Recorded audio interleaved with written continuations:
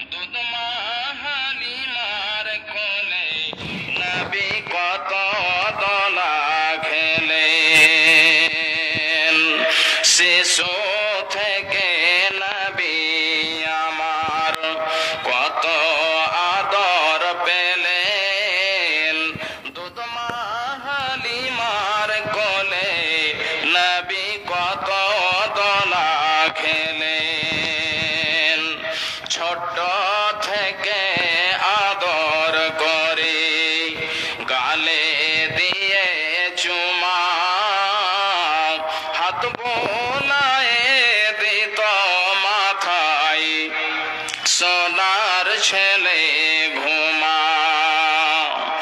ছোট থেকে আদর করে গালে দিয়ে চুমা,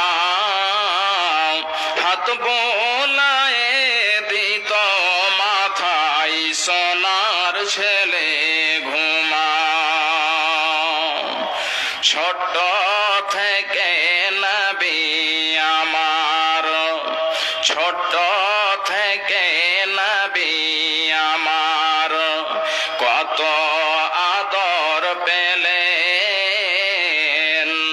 ছোট থেকে নবী আমার কবে বড় হবে, তারি সেবায় বিশ্ববাসী সবাই সুখে রবে। ছোট থেকে নবী আমার কবে বড় হবে, তারি সেবায় বিশ্ববাসী সবাই সুখে রবে। সেই নবীজির ভালোবাসা, সেই নবীজির ভালোবাসা অন্তরেতে রয়। আশা করি রোজ হাসরে পাবো গরে হায়।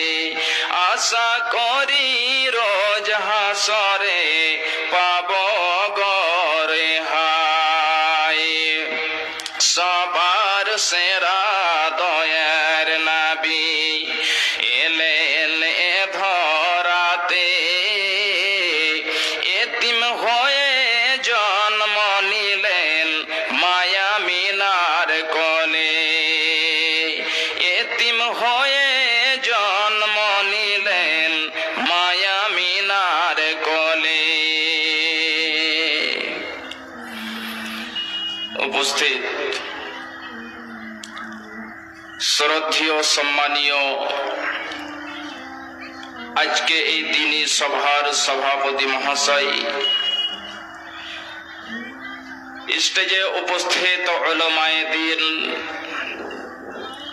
এবং আমার সামনে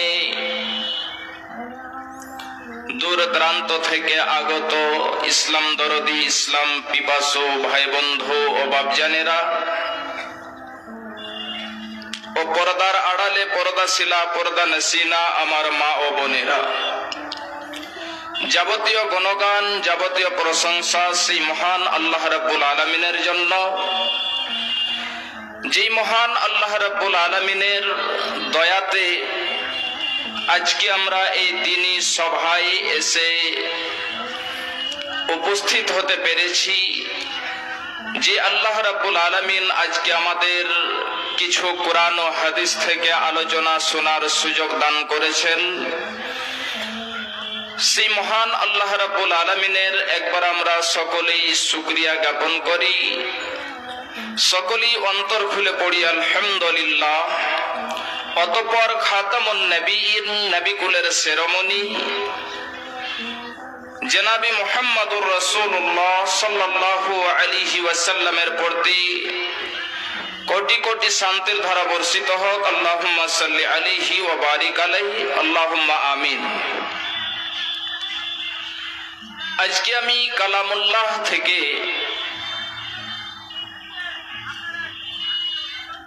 একটি আয়াত এবং তার সাথে একটি আয়াতের কিছু অংশ পরিবেশন করেছি। ইনশাআল্লাহ এই আয়াতকে কেন্দ্র করে আজকে বয়ান হবে। আল্লাহ রাব্বুল আলামিন যেন আমাদের সকলকেই শোনার সঙ্গে সঙ্গে আমল করার তৌফিক এনায়াত করেন, সুম্মা আমিন।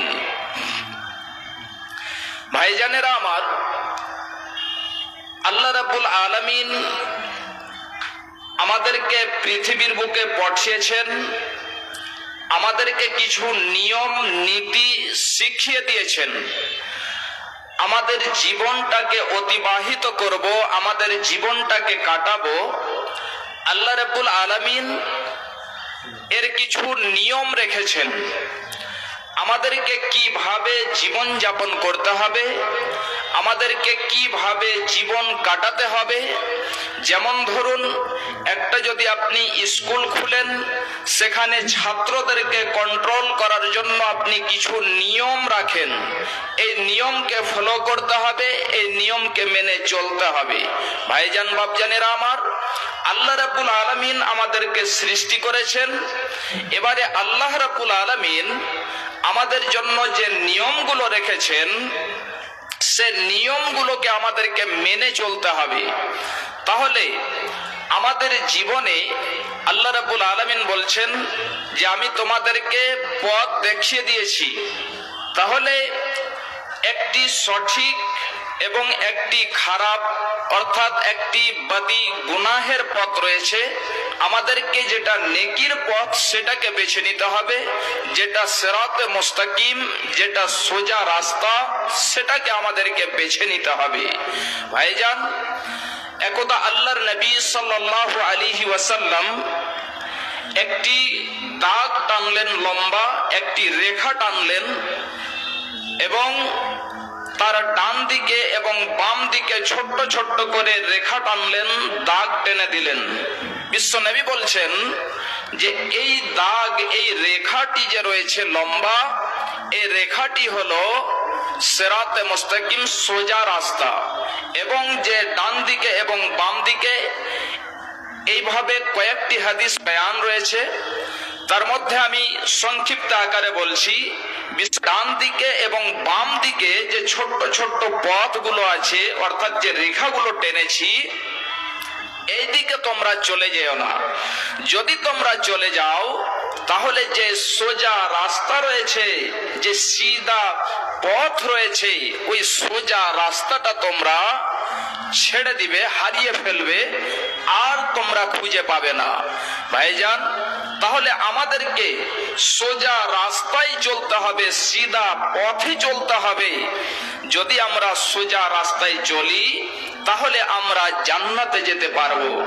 আর যদি আমরা এই রেখাকে, এই সোজা রাস্তাকে, সিরাতে মুস্তাকিমকে যদি আমরা ছেড়ে দিই, তাহলে কিন্তু আমরা সেই পথকে হারিয়ে ফেলবো, আমরা জান্নাতে যেতে পারবো না।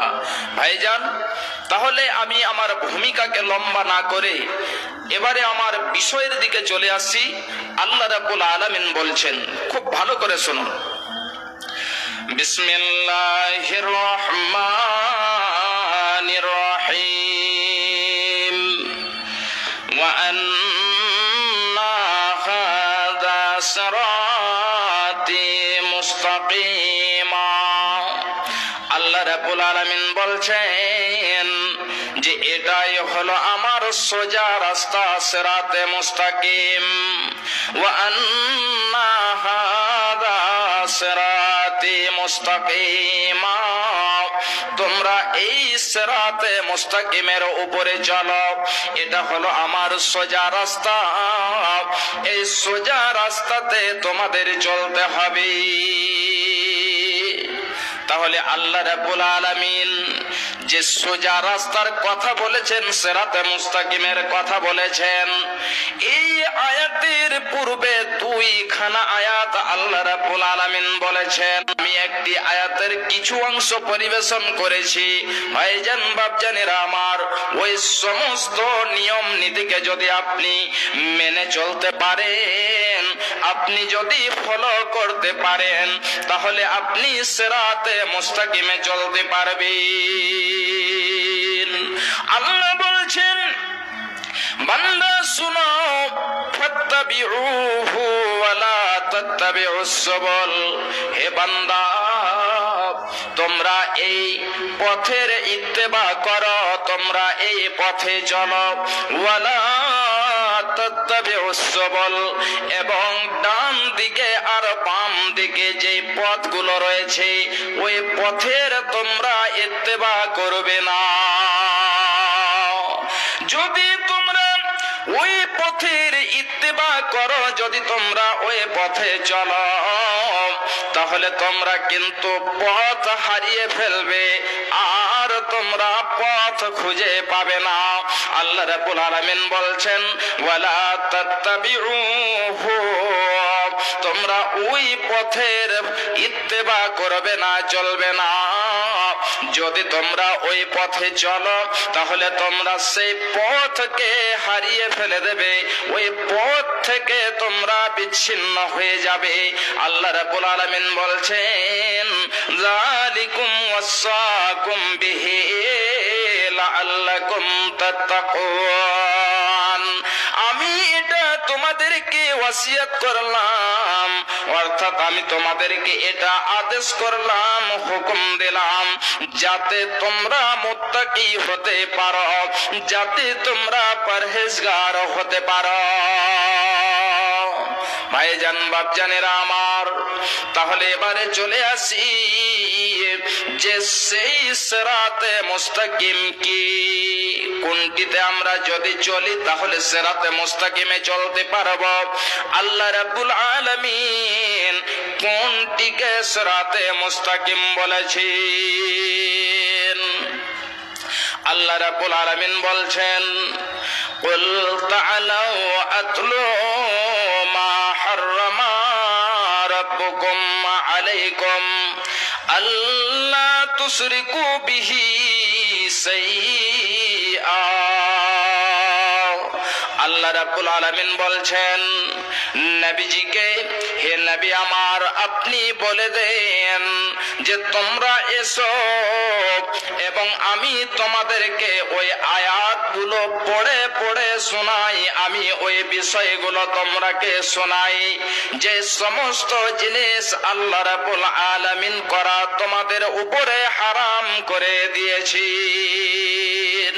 যেই আমলগুলো তুমি করতে পারবে না আল্লাহ রাব্বুল আলামিন তোমাদের জন্য হারাম করে দিয়েছেন।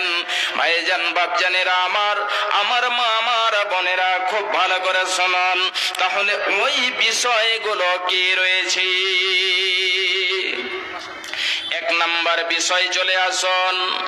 আল্লাহ রাব্বুল আলামিন বলছেন আল্লাহ তুশরিকু বিহি শাইআ, তোমরা খবরদার আল্লাহর সাথে কাউকে অংশীদার করবে না, কাউকে শরীক করবে না। আল্লাহর সাথে কাউকে তোমরা শরীক করবে না, কাউরির যেন ইবাদত করবে না, আল্লাহর সাথে তোমরা কাউকে ডাকবে না। তোমরা শুধু এক আল্লাহর প্রতি তাওয়াক্কুল রাখবে, এক আল্লাহর প্রতি তোমরা ঈমান রাখবে। আজকে দেখা যায় আমাদের মধ্যে অনেকগুলো শিরক পাওয়া যায়, আমাদের মধ্যে অনেকগুলো মানুষ এমন রয়েছে আল্লাহর উপরেও ভরসা আছে এবং আল্লাহর সাথে সাথে যেন অন্য জিনিসের উপরেও ভরসা আছে। সেই ব্যক্তি কি করে নাই, আমাদের সমাজে অনেকজন এমন রয়েছে হাতের মধ্যে একটি কালো ধাগা, কালো সুতো বেঁধে দেয়, তাবিজ লটকে দেয়, এমনি করে অনেক অনেক যেন তাদের মধ্যে শিরক পাওয়া যায়।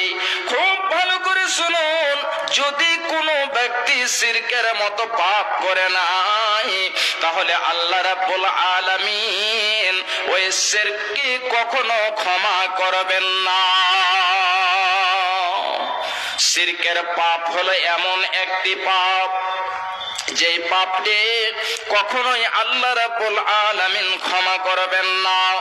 যদি কেউ শিরক করে নাই তাহলে তার উপরে জান্নাত হারাম হয়ে যায়, সে জান্নাত কখনোই পাবে না। শুধু তাই নয়, খুব ভালো করে শুনুন, বিশ্বনবী জনাবে মুহাম্মদুর রাসূলুল্লাহ সাল্লাল্লাহু আলাইহি ওয়াসাল্লাম হযরত মুআজ বিন জাবালকে বলছেন, হযরত মুআজ বিন জাবাল বলছেন, আওসানি রাসূল সাল্লাল্লাহু আলাইহি ওয়াসাল্লাম বিআশরি কালিমাত। হযরত মুআজ বিন জাবাল বলছেন যে বিশ্বনবী জনাবে মুহাম্মদুর রাসূলুল্লাহ সাল্লাল্লাহু আলাইহি ওয়াসাল্লাম আমাকে 10 খানা বিষয়ে ওসিয়ত করেছেন। তাহলে সেই 10 খানা বিষয় কি রয়েছে খুব ভালো করে শুনুন আমার মা, আমার বোনেরা, আমার ভাইজানেরা, সেই 10 খানা বিষয় কি রয়েছে। বিশ্বনবী বলছেন, হে মুআজ, তুমি খবরদার খবরদার আল্লাহর সাথে কাউকে অংশীদার করবে না, তুমি আল্লাহর সাথে কাউকে শরীক করবে না। মুআজকে বলছেন, হে মুআজ শুনো, ইন কুতিলতা আও হুররিকতা, মুআজ রে শুনো, যদি তোমাকে কতল করে দেওয়া হয় কিংবা যদি তোমাকে জ্বালিয়ে দেওয়া হয়, যদি তোমাকে আগুনে ফেলে যদি জ্বালিয়ে দেওয়া হয়, মুআজ তারপরেও যেন তুমি শিরক করবে না। ভাইজান বাপজানেরা আমার, আমাদের মধ্যে শিরকের পাপ অনেক অনেক হয়ে থাকে। হযরতে মুআজকে দেখেন, বিশ্বনবী বলছেন, মুআজ রে শোনো, যদি তোমাকে জোর করে তুমি শিরক করবে না, তুমি বুঝতে পারছো, তুমি জানো যে এই কাজগুলো করতে গেলে শিরক হয়ে যাবে, তাহলে তুমি শিরক করতে যাবে না। এবারে তোমাকে কেউ যদি ধরে জোর করে শিরকের মতো পাপ করাতে চাই, হে মুআজ শুনো, তাহলে তোমাকে যদি কতল করেও দেওয়া হয়, তাহলেও তুমি যেন শিরকের মতো পাপ করবে না। মুআজ রে শুনো, যদি তোমাকে জোর করে শিরক করাতে চাই, তুমি শিরক করবে না। এই মুহূর্তে যদি আগুন দাও দাও দাও দাও করে জ্বলছে, ওই আগুনে যদি তোমাকে ফেলে দেওয়া হয়, ওই আগুনে যদি তোমাকে জ্বালিয়ে দেওয়া হয়, তারপরেও যেন তুমি শিরকের মতো পাপ করবে না। ভাইজান বাপজানেরা আমার, আজকে আমরা মুসলমান হয়েছি আর এতটুকু পার্থক্য আমরা করতে পারি না, রাখতে পারি না। আমি মুমিন হইয়া জন্ম লোভিয়া, আমি মুমিন হইয়া জন্ম লোভিয়া সমাজের করিলাম কি, আমি মুসলিম হইয়া জন্ম লোভিয়া সমাজের করিলাম কি, আমি আল্লাহ না চিনিলাম, রাসূল না মানিলাম, আমি খোদা না চিনিলাম, রাসূল না মানিলাম, মানব জন্মে করিলাম কি, আমি মানব হইয়া জন্ম লোভিয়া সমাজের করিলাম কি, আমি মানব হইয়া জন্ম লোভিয়া সমাজের করিলাম কি, আমার বাল্যকাল গেল হাসিতে খেলিতে, আমার বাল্যকাল গেল হাসিতে খেলিতে, যৌবন কাল গেল রসে, আমার বাল্যকাল গেল হাসিতে খেলিতে, যৌবন কাল গেল রসে, আমি হালাল ছাড়িয়া হারাম খাইলাম, আমি হালাল ছাড়িয়া হারাম খাইলাম, দুনিয়া করিলাম খালি রে মন আমার, দুনিয়া করিলাম খালি, আমি মানব হইয়া জন্ম লোভিয়া সমাজ সমাজের করিলাম কি, আমি মুসলিম হইয়া জন্ম লোভিয়া সমাজের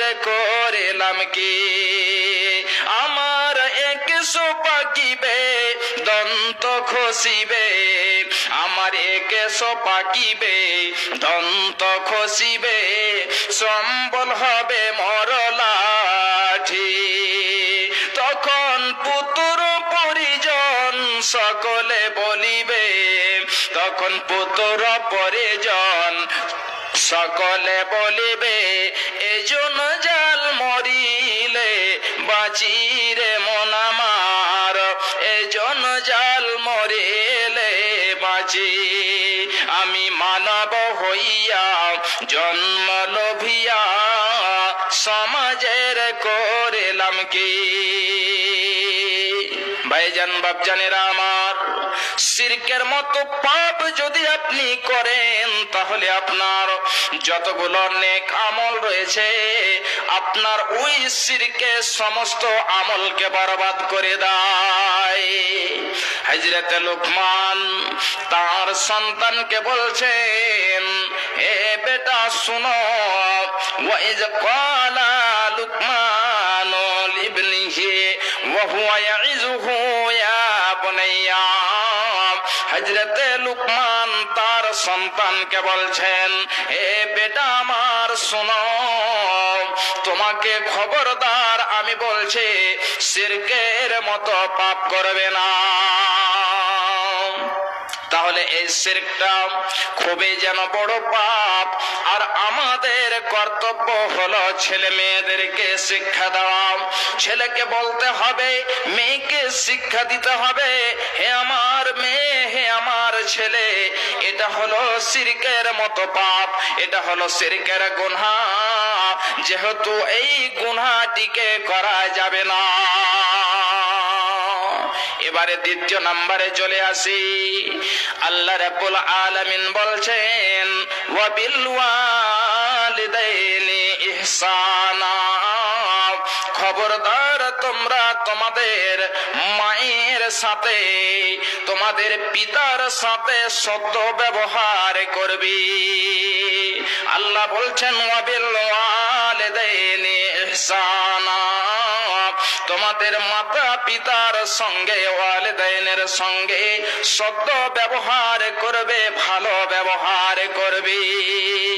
আজকে দেখুন, যে মা 10 মাস 10 দিন পেটের মধ্যে রেখেছে, যে মা 10 মাস 10 দিন পেটে আপনাকে গর্ভে ধারণ করেছে, যে মা 2 বছর ধরে দুধ পান করিয়েছে, এই মাকে যেন আমরা কত রকম যেন কষ্ট দিয়ে থাকি, কত রকম তাদেরকে জ্বালা যন্ত্রণা দিয়ে থাকে।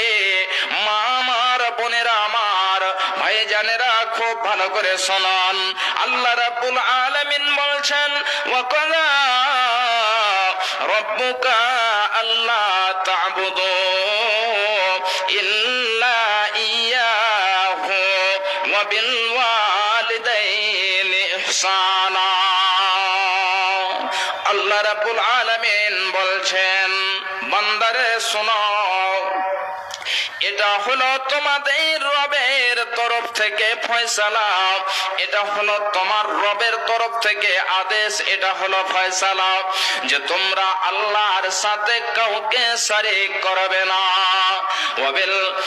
আল্লাহ বলছেন, ওয়া কাযা রাব্বুকা আল্লা তা'বুদু ইল্লা ইয়্যাহু ওয়া বিল ওয়ালিদাইনি ইহসানা, এবং তোমার মাতা পিতার সাথে ভালো ব্যবহার করবি।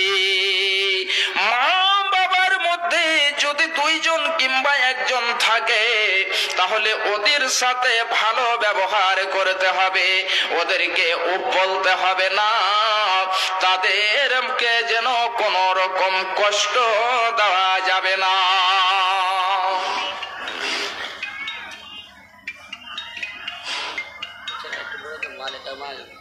মারা গেছে, মালিকের মা যদি বাড়ি চলে যায়, কোন পাড়া বাড়ি? ওই আব্দুল মালিকের মাতা, মালিকার মাতা যাতে বাড়ি চলে যায়, ওদের কেউ আত্মীয় মারা গিয়েছে, কোথায় আছেন? মালেকার মা যাতে বাড়ি চলে যায়। আপনার লোক অপেক্ষা করছিল। হ্যাঁ, লোক অপেক্ষা করছে, একটু চলে যান। তো বলছিলাম মাতা পিতার সাথে ভালো ব্যবহার করতে হবে, সৎ ব্যবহার করতে হবে, তাদেরকে কষ্ট দিতে হবে না। ভাইজান বাপজানেরা আমার, খুব ভালো করে শুনুন, এই মা এবং পিতা এমন জিনিস একটা, আপনি যখন ছোট্ট ছিলেন আপনাকে এত যেন মায়া মোহাব্বত ভালোবাসা দিয়ে লালন পালন করেছে, ঠিক ওই মতোই যখন মা এবং পিতা বৃদ্ধ হয়ে যাবে, বয়স হয়ে যাবে, তখন তাদের সাথে ভালো ব্যবহার করতে হবে, আল্লাহর কাছে দোয়া করতে হবে, আল্লাহ তুমি ওদের সাথে ওই মতোই ব্যবহার করো যে মতো আমার সাথে আমার মাতা আমার পিতা আমার সাথে ভালো ব্যবহার করেছে। হে আল্লাহ, তুমি তাদের জন্য তোমার রহমতের চাদরখানা বিছিয়ে দাও। এই মা এবং বাপ, এই পিতা যেন এমন করে ছেলের জন্য কষ্ট করে থাকে। মা এবং পিতা এমন একটি জিনিস, যদি আপনার মাতা পিতাকে আপনি রাজি রাখতে পারেন তাহলে এতে আল্লাহ রাব্বুল আলামিন রাজি হয়ে যায়। আর যদি আপনি আপনার মাতা পিতাকে রাজি না রাখতে পারেন তাহলে আল্লাহ রাব্বুল আলামিন নারাজ হয়ে যান। আল্লাহ রাব্বুল আলামিনকে তাহলে রাজি করতে হলে মাতা পিতাকে রাজি করতে হবে। ভাইজান বাপজানেরা আমার, অনেকগুলো হাদিস রয়েছে, মাতা পিতার কত যেন মর্যাদা রয়েছে। হযরতে আব্দুল্লাহ ইবনে উমর রাদিয়াল্লাহু তাআলা আনহু বলছেন যে একজন সাহাবী বিশ্বনবী জনাবে মুহাম্মদুর রাসূলুল্লাহ সাল্লাল্লাহু আলাইহি ওয়াসাল্লামকে বলছেন যে হে আল্লাহ পাকের নবী, আপনি আমার নামটি জিহাদে লিখে দিন। এবারে বিশ্বনবী বলছেন, হে আমার সাহাবী, তুমি একটু বলো তো যে তোমার মাতা পিতার মধ্যে কেউ বেঁচে আছে কি? এমন সময় সেই সাহাবী বলছেন যে হ্যাঁ আল্লাহর রাসূল, আমার মা বেঁচে আছে।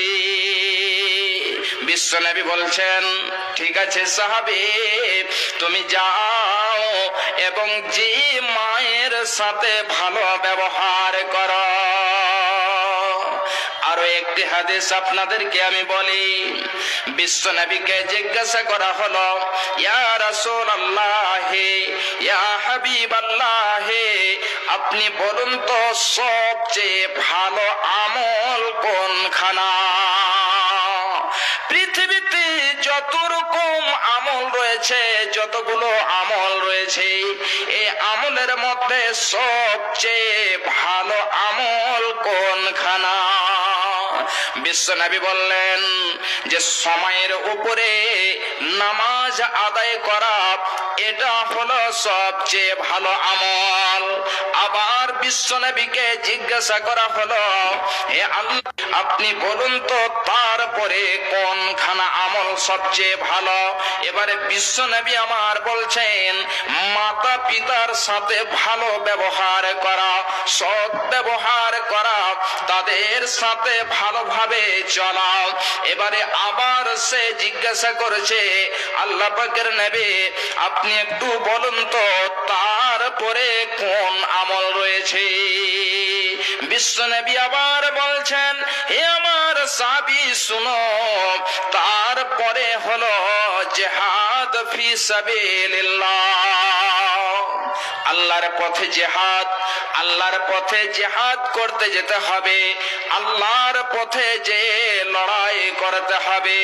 এবারে আপনি লড়াই করতে যাবেন, সেখানে আপনি যেন শহীদ হতে পারেন, আপনি যেন আবার গাজী হয়ে ফেরত আসতে পারেন।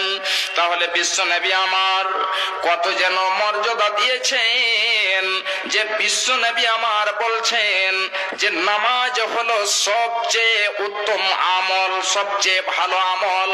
তাহলে তারপরে পরে হলো মাতা পিতার সাথে ভালো ব্যবহার।